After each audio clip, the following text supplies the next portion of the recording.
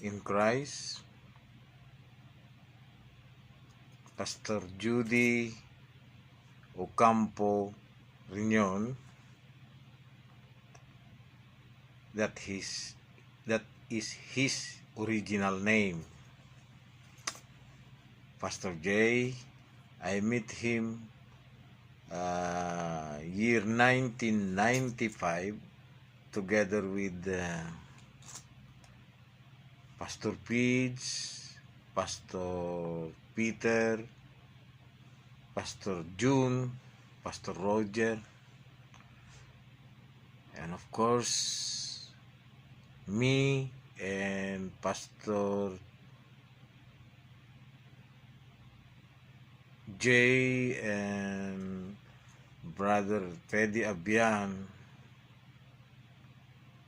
are still young and of course handsome and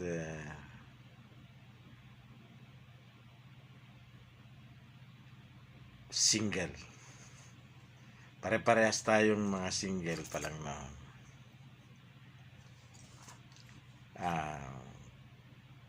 Pastor J,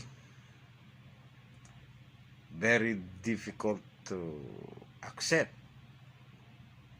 that you are already going home for good.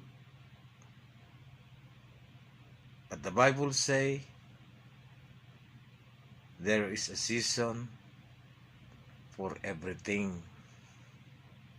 Lahat naman tayo aalis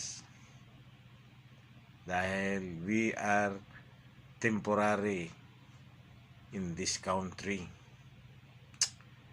First, I thank you because you are such a blessing in this church. Very supportive brother, matulungin. And of course, very loving brother. The word that I share for you is from the book of John chapter 15 verse 5. Says, yes, I am the vine, you are the branches. Those who remain in me and I and them will produce much fruit. For apart from me, you can do nothing. I quote this because now you stay into our country, Philippines. Philippines, where the battles are strong. Many pastors, when they are here, they are active. But after going home, finish, kalas. They are not already active. They are not active. They stop serving God, being a pastor. Nakakalungkot. As I have said, the battle is strong.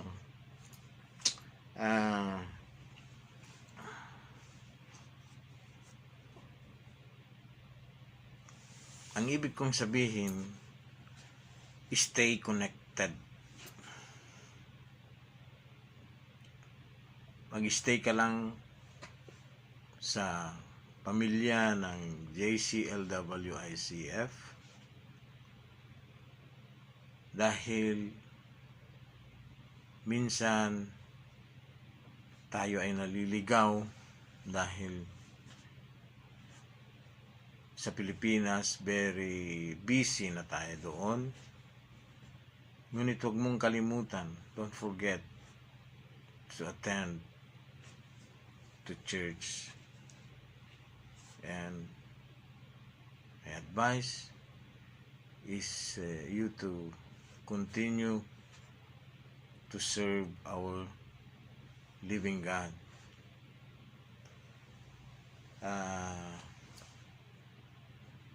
The next word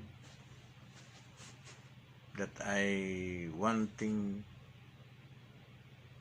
to share with you, brother, is from Jude chapter 1 verse 21.